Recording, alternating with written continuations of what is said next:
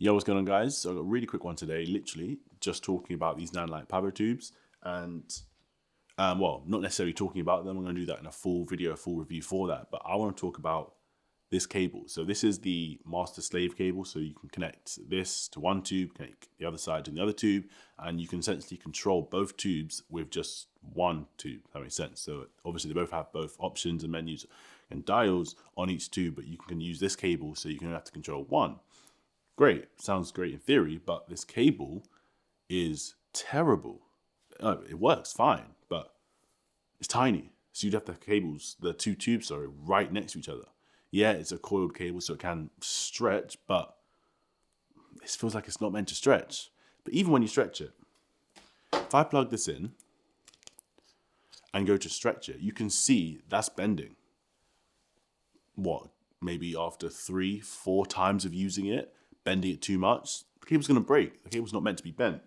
So the two fixes for this is one, a right angled adapter. I mean, just this simple right angle adapter, just so you can connect this here and it works fine. You know, when it's now not going to be bent, because not only is it going to enable you to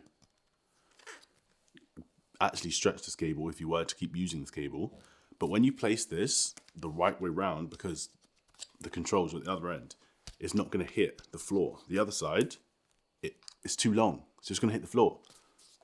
So one, that right angled cable, and two, one of these. So this is a 10-foot long cable, and it is just your normal kind of aux cable. You know, this is a TRRS with the 3 black rings. I don't really know the difference, but this is very long cable. This is 10 foot, so I can have the lights essentially 10 feet away from each other. Because realistically, for myself anyway, when I'm using them, I'm going to have them apart. I'm not going to have them right next to each other for how I plan to use them.